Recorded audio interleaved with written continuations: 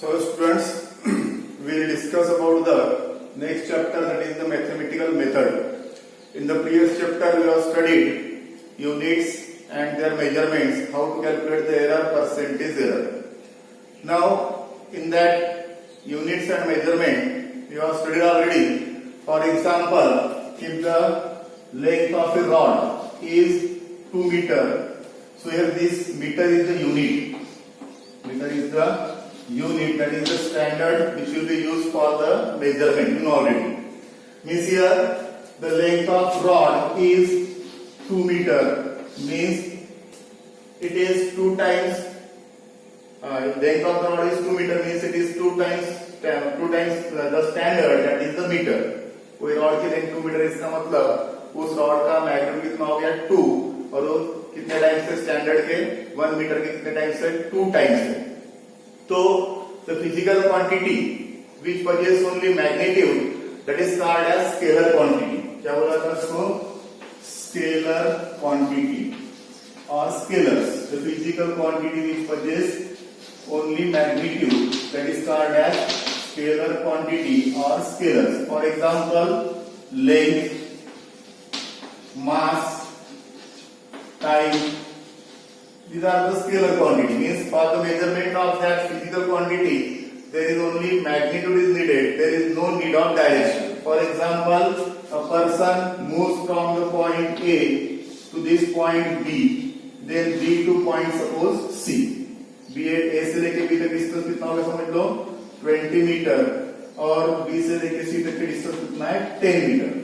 So the total distance covered by that person is equal to 20 meter plus 30 meter, and that is equal to how much?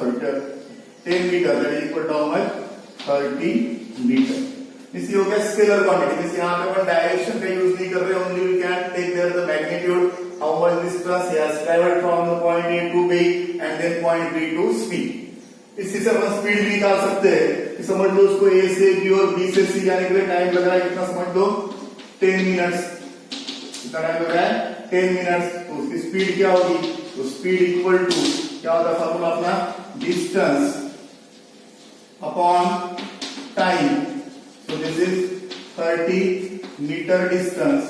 Time कितना ले रहा समझ लो 10 minutes divided by 10 minutes. You will get here 3 meter per minute. इसको अपन second से convert कर सकते हैं.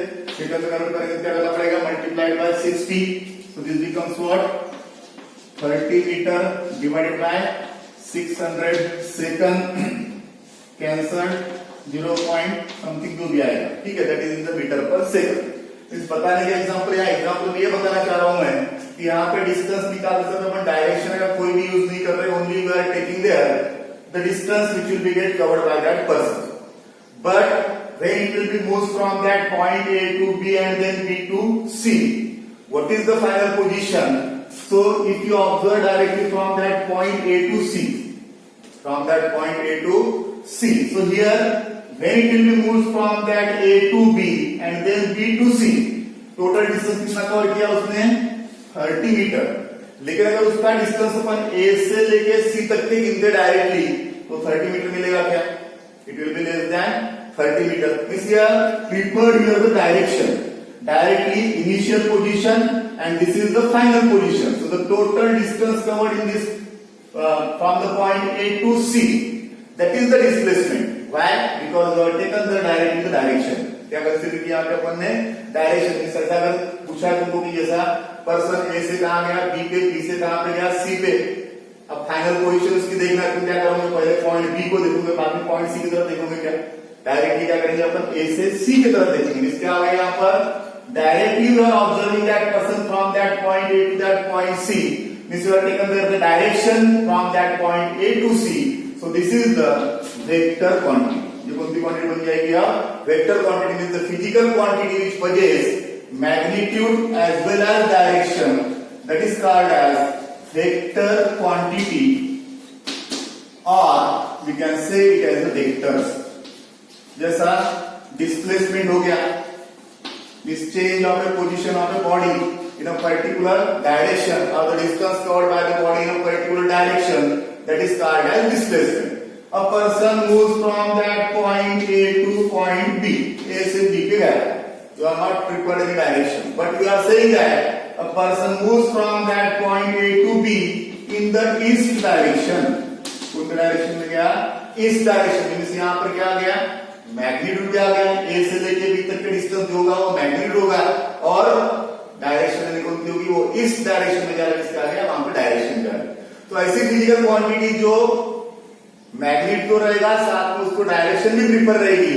सच quantity is called as what? Vector quantity. Displacement हो गया, देन वेलोसिटी हो गई, देन एक्सेलरेशन हो गया, देन फोर्स हो गया, मोमेंटम हो गया. All these are the vector quantity. जिस यहां पर एक बात ध्यान में रखना है कि फिजिकल क्वांटिटी जिसका magnitude as well as direction रहेगी, इसको magnitude as well as direction रहेगी, ऐसे क्वांटिटी को क्या बोलना है? Vector quantity. Okay, now this vector will be get represented by an arrow. क्या जरूर किया जाता है उसको? एरो से. अब यहाँ पे अपन ने स्केलर भी देखे और वेक्टर क्वांटिटी भी देखे. अब स्केलर क्वांटिटी को ऐड या सब्सट्रैक्ट करना है उस समय we can use the general rules of that algebra. General rules of algebra तुमको मालूम है, जैसा a plus b equal to c या b plus a that equal to c, a minus b that equal to जो भी मिलेगा. General जो अपन addition subtraction करते हैं वही रूल्स यहाँ पर स्केलर के एडिशन, सब्ट्रैक्शन, मल्टीप्लिकेशन, डिवीजन में यूज किया जाता है. लेकिन वेक्टर क्वांटिटी में क्या हो रहा है? डायरेक्शन. इसीलिए वहां पे जनरल मैथमेटिकल रूल जो होते हैं अपने अलजेब्रा के एडिशन, सब्ट्रैक्शन किया, मल्टीप्लिकेशन, डिवीजन के that will be not applicable there. Okay, तो vector can be represented by the arrow. By the arrow. So here this point is called as starting point. क्या बोला जाता है इसको? Starting point. So here this is the vector AB.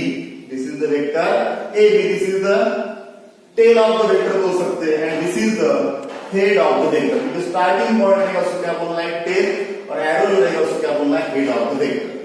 And the magnitude of that vector is equal to the length of that arrow by taking proper scale. जैसा अगर velocity vector निकालते हैं अपन तो अपन कंसीडर करेंगे for example 1 centimetre equal to 2 metre per second. ये क्या वैल्यू है? वेलोसिटी. स्केल प्रपोज किया मैंने, स्केल कंसीडर किया कि 1 सेंटीमीटर बराबर कितना ले रहा हूं मैं? 2 मीटर पर सेकंड. अगर इस एरो की लेंथ कितनी होगी? 3 सेंटीमीटर होगी. कितनी होगी? फॉर एग्जांपल 3 सेंटीमीटर होगी. तो ये जो वेलोसिटी वेक्टर बना अपना वो कितने का होगा? 6 मीटर पर सेकंड का होगा. ठीक है, क्योंकि अपने को जो मैथमेटिकल इसको ड्रॉ करना है 10 मीटर लेंथ का अगर वेक्टर निकालना है 10 मीटर लाइन खींचेंगे क्या अपन? We can take one proper scale कि 1 सेंटीमीटर इक्वल टू 2 मीटर. अब 3 से 1 centimetre equal to 2 metre scale लिया मैंने.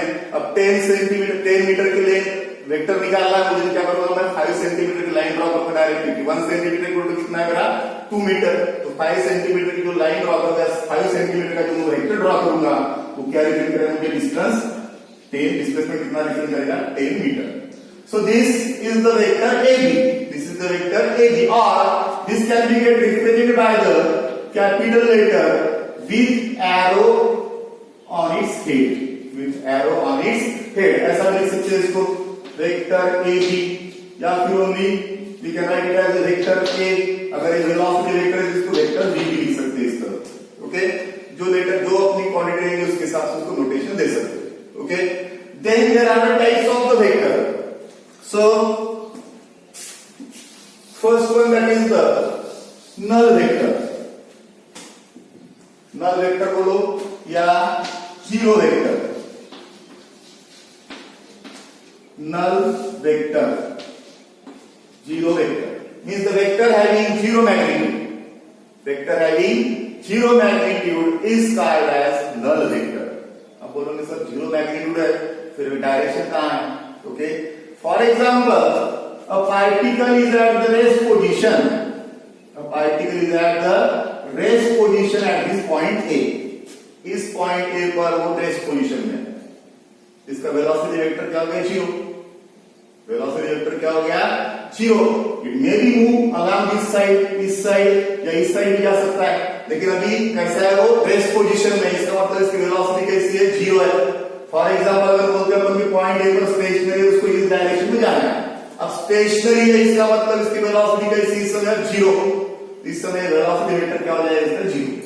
जैसा एक्सेलरेशन इक्वल टू होता है rate of change of velocity with respect to time, rate of change of velocity with respect to time. देखो यहाँ पर, यहां से मोशन स्टार्ट हुई, पॉइंट बी पर गया, यहां पर वेलोसिटी थी v1, यहां पर वेलोसिटी कितनी हुई v2, तो चेंज इन वेलोसिटी में क्या हो गया यहाँ पे dv equal to final velocity minus initial velocity. जब उसने मोशन स्टार्ट किया तो टाइम कितना था उसका, at the time t equal to 0, यहां पर कोई कहता टाइम कितना लगा t, तो चेंज इन टाइम क्या हो जाएगा final time minus initial time, that is t।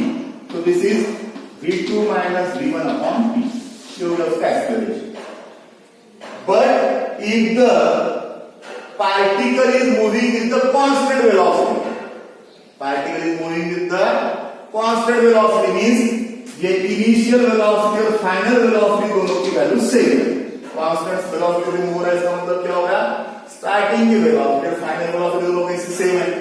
अब v1 अगर इक्वल टू v2 है, तो ये v2 माइनस v1 की वैल्यू क्या हो जाएगी, जीरो होगी कि नहीं होगी, और डिवाइडेड बाय टाइम t भी है, तो 0 डिवाइडेड बाय t इज क्या आ गया फाइनली 0, दिस एक्सेलरेशन क्या हो गया यहाँ पर 0, this acceleration is the null vector when the velocity of that body is constant।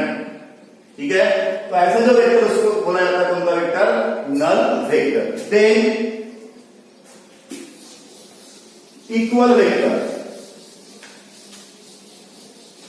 Equal vector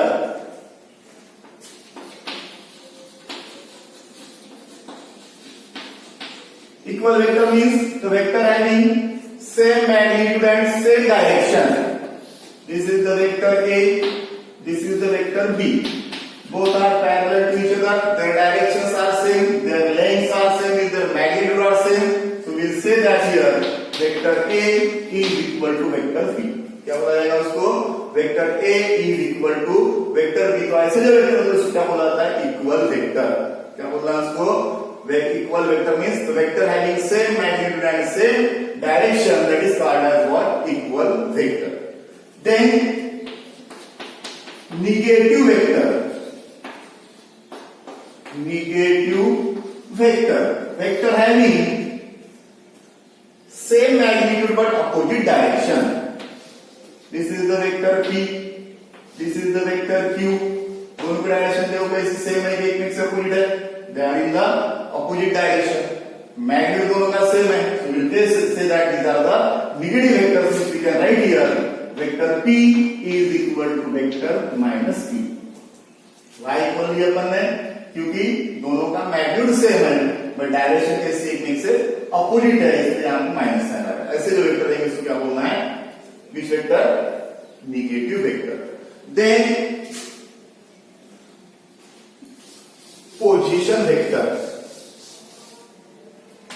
the vector which represent the position in the plane, in the plane, that is called as position vector। Means for example, this is the x-axis, this is the y-axis, and this is the vector A, this is the vector A, this is in this arbitrary plane, that is xy, and this is the point P, and this vector OP बोल सकते हैं, vector A represent the position of that point P or where the particle is present। तो ऐसा जो vector होता है उसको क्या बोला जाता है, position vector। The vector which shows the position of the particle or the body which will be performing motion, such vector is called as position vector। क्या बोला है इसको, position vector। अब इसको position vector क्यों बोले, देखो अगर यहाँ से मैं परपेंडिकुलर ड्रॉ करता हूँ तो यहाँ पे मुझे पॉइंट P का x कोऑर्डिनेट मिलेगा, यहां से परपेंडिकुलर डाउन करता हूं तो यहां पर एक y कोऑर्डिनेट मिलेगा।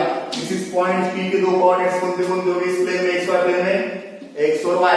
दिस एग्जैक्टली इस पॉइंट P की पोजीशन, ये वेक्टर OA या ये वेक्टर ये शो कर रहा है कि नहीं कर रहा है, कर रहा है, तो इसलिए क्या बोलेंगे अपन, this is the position vector. ऐसा वेक्टर जो क्या शो करेगा, पोजीशन शो करेगा, उसको बोला जाता है position vector. Position and direction बोल सकते हैं अपन। इसी के जगह पर एक्स वाई जेड प्लेन लेते हैं, इस पॉइंट P का तीसरा कोऑर्डिनेट मिलेगा हमको, that is X Y Z. ठीक है, ख्याल के अपन दो ही देते हैं, एक्स और y. So we can write here that vector A is equal to xi plus y j, क्या लिख सकते हैं उसको, vector a equal to x i plus y j, कैसे लिखते हैं बाद में सामने आएगा। सभी ध्यान में रखना है कि अगर दो कोऑर्डिनेट्स को मालूम है तो उसको क्या लिख सकते हैं अपन, इस वेक्टर का इक्वेशन क्या होगा, एक्स आई प्लस वाई जे, क्योंकि एक्स कौन सा कोऑर्डिनेट हो गया उसका, इस एक्स एक्सिस पर का, वाई कोऑर्डिनेट का क्या हो गया, वाई एक्सिस पर का, और आई और जे जो है ये है यूनिट वेक्टर, कौन सा वेक्टर है, यूनिट वेक्टर सामने आएगा। तो अभी आप एक बात ध्यान में रखो कि अगर कोई पोजीशन वेक्टर है उसके कोऑर्डिनेट्स अगर अपने को मालूम है, we can write the equation in this form, okay. Then what is mean by this unit vector, unit vector, vector having unit magnitude, ऐसा वेक्टर जिसका मैग्नीट्यूड कितना होगा 1, that is called as unit vector. Means here vector m is equal to unit vector multiplied by m। क्या किया देखो यहां पर हमने m क्या है, magnitude of that vector, m क्या है, मैग्नीट्यूड ऑफ दैट वेक्टर, और उस मैग्नीट्यूड को अपन ने यूनिट वेक्टर से मल्टीप्लाई किए, so that will get converted into vector m। इस यूनिट वेक्टर से एक आधे क्वांटिटी को मल्टीप्लाई करते हैं, एक आधे फिजिकल क्वांटिटी के मैग्नीट्यूड को अगर अपन मल्टीप्लाई करते हैं, we will get the vector, so such vector is called as unit vector. मुझे बताओ अगर इस यूनिट वेक्टर की वैल्यू 2 3 4 पूछ रही थी, तो यहां पर vector m equal to unit m लिख आता क्या अपने को, क्योंकि m को अगर समझता हूं 2 से मल्टीप्लाई करता, m को अगर 2 से मल्टीप्लाई किया तो मैग्नीट्यूड क्या होगा, ट्वाइस m होगा कि नहीं होगा, 3 से मल्टीप्लाई करोगे कितना होगा, 5 m होगा। लेकिन यहाँ पर देखो इस m को अपन ने u से मल्टीप्लाई किए, क्या मिला अपने को, ओनली वेक्टर m मिला, इसका मतलब ये जो यूनिट वेक्टर है इसका मैग्नीट्यूड 1 है या नहीं है, अगर 2 रहता यहाँ पर क्या होता, ट्वाइस m होता, लेकिन यहाँ ट्वाइस m हो रहा है नहीं हो रहा है, इसीलिए ऐसा वेक्टर जिसका मैग्नीट्यूड कितना होगा 1, such vector is called as what, unit vector. तो यहाँ पर एक बात ध्यान रखना है कि along the x-axis we will always take that unit vector I, along the y-axis we will take unit vector j, and along the z-axis we will take unit vector k. Means I, j and k, these are the unit vectors along x, y and z axis. x axis के cross का always unit vector क्या रहेगा, i, y axis के cross क्या रहेगा, j, और z axis के cross क्या रहेगा, k। जैसा देखो थोड़ी देर पहले अपन ने देखे थे कि जैसा ये पोजीशन वेक्टर ये था अपना, इस पॉइंट P के दो पॉइंट्स बोला मैंने कौन थे, x और y।